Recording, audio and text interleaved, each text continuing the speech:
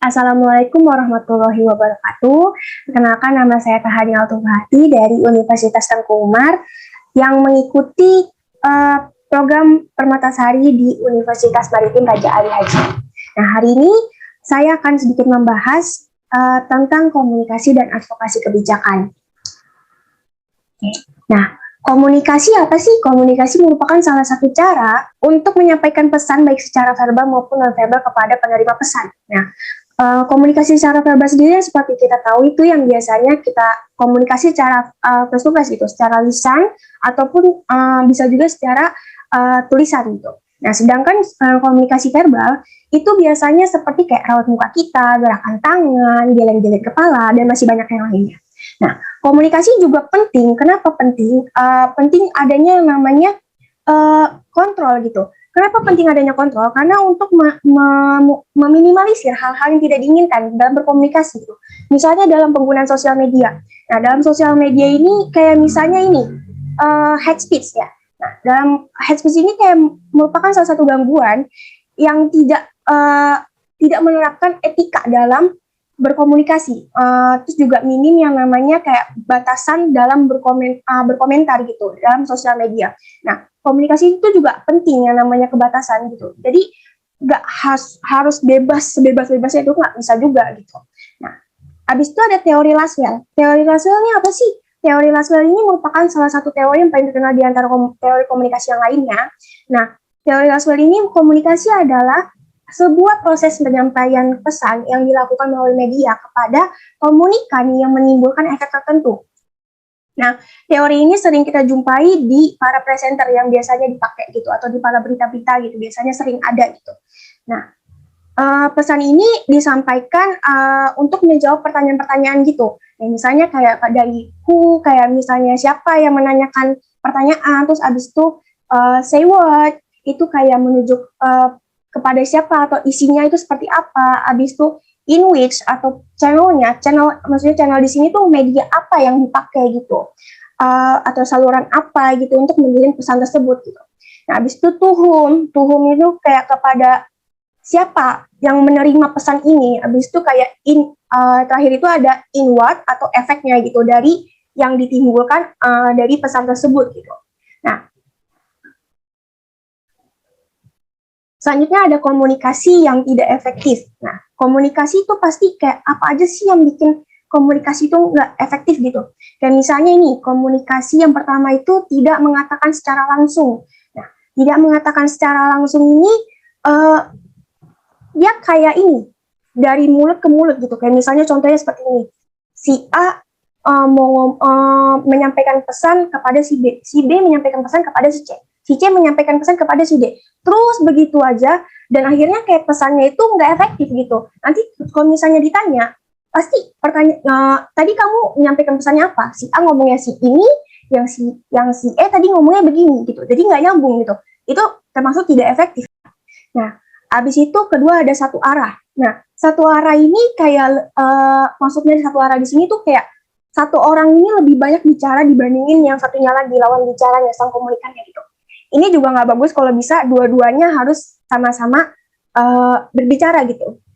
Nah, abis itu ada antagonistis. Nah, antagonistis ini kayak lebih kayak ke dia penyampaian bicara itu kayak marah-marah gitu. Marah-marah, nadanya kayak ada nada-nada nggak suka gitu. Itu juga nggak bagus gitu, karena akan menimbulkan efek kepada si komunikan tersebut gitu. Nah, kalau misalnya kayak gitu, nanti pasti bakal mikirin kayak komunikan, kok dia ngomong kayak gitu ya? Apa kayak gini? Jadi kayak nggak terfokus sama apa yang dibilang sama si komunikatornya gitu. Habis itu tidak terus terang. Nah, tidak terus terang di sini dia menyampaikan pesannya nggak jujur gitu. Kadang suka dilebih-lebihin atau dikurang-kurangin gitu. Atau biasa yang biasa kita sebut sekarang lebih ngetrennya bahasa sekarang tuh kayak julid gitu, gibah gitu. Nah, itu nggak boleh. Itu tidak efektif gitu. Nah, yang selanjutnya itu harus, maaf itu agak salah. Seharusnya itu kritis. Kritis di sini tuh maksudnya kayak dia nggak menyampaikan secara sesungguhnya makna apa dalam pesan tersebut gitu. Seharusnya dia menyampaikan secara langsung, secara terus terang gitu, tidak kayak menutupi makna tujuan dia berbicara seperti apa gitu. Kayak misalnya gini, kita ini ngomong ke doi kita, Tapi kita ngomong ke doi kita tuh kayak kode-kode gitu. Nah itu juga pasti si doi ini nangkepnya udah lain lagi gitu. Nah itu hal yang membuat komunikasi ini jadi nggak efektif. Makanya kita harus terus terang apa maksud dan tujuan kita dalam berkomunikasi seperti itu. Nah, abis itu ada pasif yang terakhir ya. Nah, pasif ini dia tuh kayak malu-malu dalam menyampaikan pesannya. Kayak alangkah lebih baiknya kayak pesan kita tuh kayak lebih bersemangat gitu. Masa kalau misalnya kita menyampaikan pesan kan, kayak kalau misalnya kita nyampein pesan tuh kayak malu gitu. Kayak orang yang mendengar itu jadi kayak, kenapa sih ini orang? Kayak kenapa sih gitu kan. Nah, jadi alangkah lebih baiknya kalau misalnya kita lebih kayak, lebih agak semangat gitu kayak.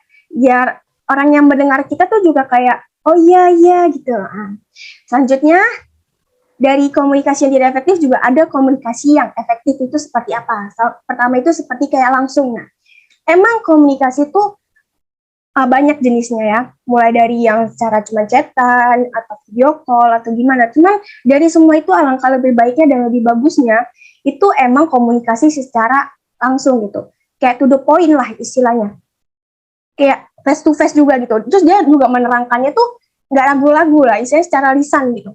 Nah, habis itu ada asertif. Nah, asertif di sini dia tidak takut apa yang dia inginkan atau untuk menyampaikan pesannya. Kayak tadi tuh yang apa sih sebelumnya, ya yang dia kayak menyampaikan pesannya tapi kepada doinya dia kayak kode-kode. Nah, kalau ini dia berani gitu kayak, ih tolong dong apa kayak misalnya kayak tolong dong post gue dong gitu. Kayak misalnya gitu tuh.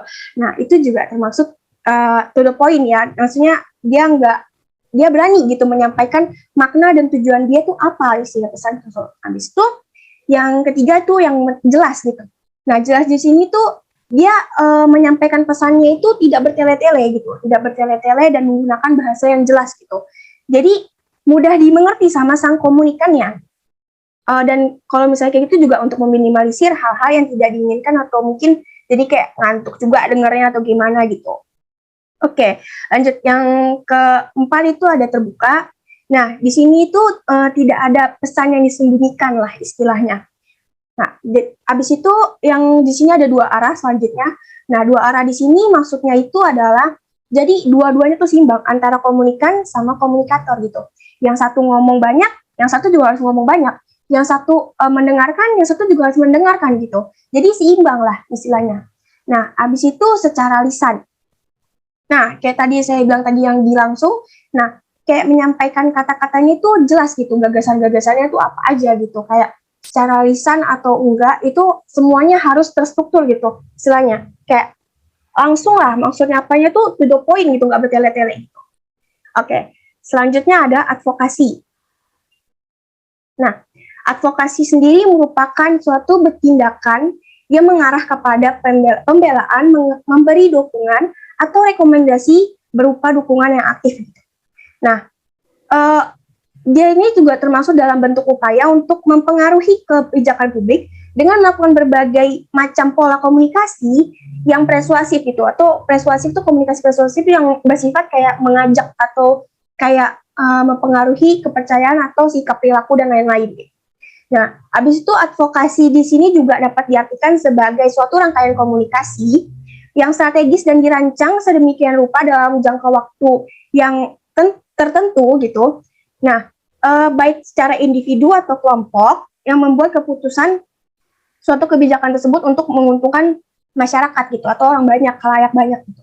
Nah, habis itu juga advokasi juga bisa disebut dengan mengobi secara internal. Nah, kenapa sih komunikasi itu penting? Advokasi itu penting, sorry. Nah, advokasi itu penting karena diperlukan untuk meminimalisir kegaduhan-kegaduhan yang ada di dalam administrasi negara. Nah, selanjutnya ada perencanaan advokasi. Yang pertama itu perencanaan advokasi kayak tanpa melakukan perencanaan pasti kayak semuanya tuh nggak akan bagus kan. Kayak atau kayak tidak berlangsung kayak lama lah istilahnya, kayak cuma sebentar aja buat sebentar gitu, nggak bakalan untuk kayak menetap lah istilahnya.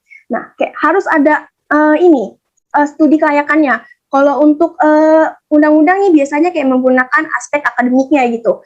Terus kayak harus ada dasar-dasar hukumnya yang membuat aturan tersebut gitu. Nah, yang pertama itu misalnya gini, sekarang ini kayak perencanaan. Di perencanaan ini dia dimulai dari kita harus mencari dulu studi kasusnya seperti apa, studi kelayakannya seperti apa, isu-isunya seperti apa, kayak gitu. Nah, abis itu ada implementasi. Di implementasi ini, dia kayak memberikan pemahaman tentang kebijakan pada masyarakat agar mereka lebih memahami tentang kebijakan yang sudah dibuat gitu. Nah, kayak misalnya juga kayak di middle up gitu, lalu implementasi ini berupa kayak support gitu untuk beberapa masyarakat, kayak semakin banyak yang masyarakat melakukan kebijakan tersebut atau mensupport kebijakan kita gitu yang sudah kita buat, itu akan semakin bagus gitu. Nah, yang ketiga itu ada dampak. Nah, dampak atau efek ini yang dimaksudku adalah kayak feedback. Feedback munculnya kayak pro sama dan kontra gitu. Kayak pasti setiap kebijakan pasti ada muncul kayak pro dan kontra kan. Nah, ini sama kayak gini juga. Nah, pada masyarakat kayak merasakan dampak dari, karena mereka yang masyarakat yang merasakan dampak dari kebijakan yang udah kita buat gitu. Kayak misalnya kayak studi kasus di kasus pemberhentian minyak gitu, yang lagi rame-rame ini minyak sawit ya. Nah, oke, kita lanjut.